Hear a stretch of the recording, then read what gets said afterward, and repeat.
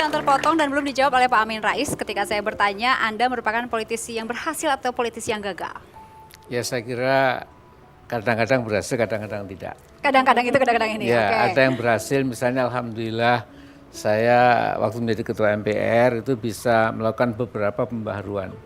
Misalnya sekarang kita menikmati otonomi daerah, lantas tidak ada lagi dwi-fungsi ABRI, kemudian juga sekarang pemilihan umum itu langsung memilih bupati dan wakilnya, gubernur wakilnya, presiden wakil itu langsung tidak lagi dimonopoli oleh 1.000 anggota MPR, 700 anggota MPR dan lain-lain. Berhasilnya, Ya. yang gagalnya?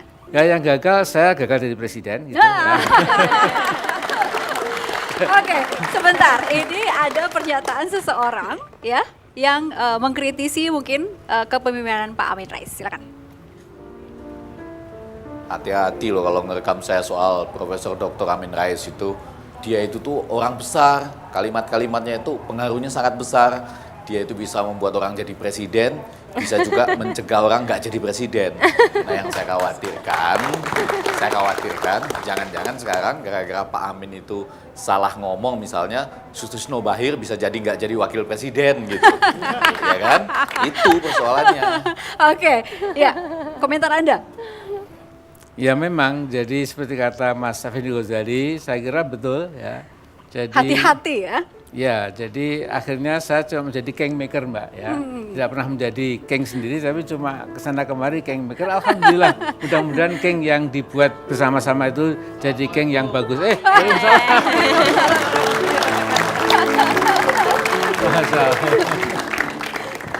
Inilah kejutan malam ini ya. Dan masih ada kejutan-kejutan yang lain. Mas, silakan di sebelah sini. Saya pindah ke sini. Ya. Iya. Maaf. Selamat malam semua. Tadi Pak Amin belum selesai menjawab. Iya, Hanya silakan, menjadi kingmaker saja, sementara menjadikan diri king juga masih belum bisa. Ya, ya itulah. Jadi saya ketika membaca berbagai artikel di berbagai jurnal luar negeri itu, mereka menjuluki saya itu kingmaker. Jadi kalau kingmaker itu menjadikan seseorang jadi presiden atau wapres, tapi dia sendiri ya harus puas dengan kedudukannya itu.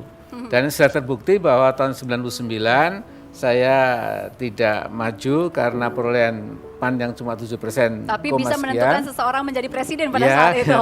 Kemudian 2004 masih kingmaker lagi itu. Nah sekarang saya tidak tahu, itu mungkin masih jadi kingmaker lagi. Kingmaker lagi, belum jelas ya untuk yang ini. Kalau saya mau tanya sama Pak Amin, pernah nggak selama sepak terjang Pak Amin di politik, Pak Amin pernah nggak Pak Amin menyesali gitu ya, ada keputusan atau langkah yang Pak Amin sesali selama di politik ini Pak Amin? Oh iya, selalu Mbak, selalu begitu. Selalu, artinya secara manusiawi saya kadang-kadang wah mestinya nggak seperti itu. Yang mana itu Pak kasusnya? Apa? Boleh diceritakan kasusnya yang mana? Aduh, ini menyangkut masalah yang sangat besar ya barangkali, yaitu saya tahu kalau ini saya ceritakan itu istri saya agak marah, ngapain diulang-ulang lagi begitu ya. Yaitu ini peristiwa yang sangat besar pada waktu itu setelah Pak Habibie pidato pertanggung jawabnya itu ditolak oleh MPR, malam hari itu rapat di Kuningan. Semua partai ada di sana kecuali PDIP dan PKB. Kemudian ada utusan dari TNI, ABRI dan Polri, utusan golongan daerah. Kemudian disitulah saya diminta Pak Habibie, Mas Amin, Anda besok siang maju sebagai capres karena kami sudah setuju Anda akan jadi wakil kami. Gitu. Nah waktu itu komputer otak saya itu berpikir kalau saya didukung oleh TNI dan Polri, oleh Golkar, utusan daerah, golongan, kemudian Partai Keadilan, P3, PAN sendiri, dan lain-lain, PBB dan lain-lain, itu ya waktu itu tentu jadi gitu. Akhirnya Pak? Akhirnya nurani saya mengatakan jangan, ya, karena waktu itu saya sudah menggalang poros tengah, kemudian kita proyeksikan Gus Dur jadi presiden. Jadi saya tidak mau kemudian curi dalam tikungan itu, sudahlah itu bukan kafling saya, kaflingnya Gus Dur, kemudian jadilah saya memimpin MPR itu mengetok palu untuk Gus Dur presiden dan Mbak Megawati wakil presiden. Ya, saya kira itulah ya yang masih saya ingat sampai sekarang itu. Ya. Oke, nah dan terakhirnya mengetuk palu untuk menjatuhkan yang Anda angkat itu. Sebentar. Ya, Bang Effendi, Anda punya pertanyaan yang akhir-akhir ini ingin sekali Anda tanyakan langsung ke Pak Amin Wah, Rais. saya rasa ini bukan cuma pertanyaan saya nih Pak Amin ya.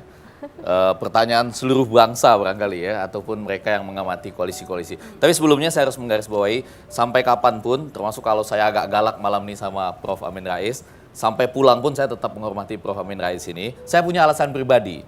Soalnya waktu saya nikah, dia yang memberi khotbah nikah pada waktu itu. Gitu ya. Dan dia mendoakan semoga cepat mendapat junior begitu ya. Sekarang alhamdulillah ya, insya Allah mungkin mudah-mudahan bulan depan sudah jadi. Ya, alhamdulillah. Oke, itu dulu ya. Iya. Tapi balik ke persoalan yang nyata sekarang adalah, Iya. Pak Amin, saya itu betul-betul setiap Pak Amin mengatakan kita harus selamatkan Indonesia. No, teman-teman mahasiswa udah baca bukunya ya, itu menurut saya salah satu buku yang paling baik dan secara presisi menggambarkan apa yang dialami oleh bangsa kita pada saat ini ya. Tepuk tangan dulu dong, boleh dong buat Pak Amin Rais ya. Dan saya kadang-kadang ikut juga ketika Prof. Amin Rais menyampaikan gagasan-gagasan dalam buku itu, luar biasa betul. Dan karena itu ketika Pak Prof. Amin Rais mengatakan kita tidak boleh terpaku pada continuity ya, begitu misalnya. Ya, yang sekarang ini ada adalah kontinuitas begitu ya. Jadi Lanjutkan. berarti, ya lanjutkan itu kontinuitas gitu ya. Lanjutkan gitu ya. Tetapi katanya tanpa JK bukan lanjutkan lagi, lanutan. Karena nggak ada JK. Tapi katakanlah begitu Pak Amin mengatakan lanjutkan. Tapi kemudian tiba-tiba nih Pak Amin ya, pasti ada alasan-alasan tertentu. Salah satu yang saya baca dari media supaya tidak mubazir, kira-kira begitu ya. Tapi pasti ada alasan yang lebih dalam kenapa misalnya Pak Amin Rais ya mengatakan akhirnya lebih baik berkoalisi dengan Partai Demokrat yang notabene adalah lanjutkan. Gimana Prof. Amin Rais? Ya ini pertanyaan sangat mendasar dan saya terima kasih. Mudah-mudahan ini juga menjelaskan kepada sebagian pemirsa. Ya. Jadi SMS juga banyak yang marah dan mengapa demikian Pak Amin. Jadi saya secara elementer begini ya. Jadi dalam hidup ini orang harus membuat pilihan, decision, harus membuat ketentuan, keputusan. Ya. Begitu moment of truth sudah kelihatan, hasil pemilu sudah kita ketahui arahnya, siapa yang paling besar, siapa yang menengah dan siapa yang partai 0, dan lain-lain. Maka saya cepat berpikir bahwa ada beberapa paket yang akan melaju menjadi pimpinan nasional. Saya melihat kira-kira cuma ada 3, yaitu Pak Yudhoyono, Bu Mega, dan Pak Yusuf Kalla. Yang lain memang secara potensial ada, tapi mungkin tidak bisa teraktualisasi karena partainya kecil. Ya.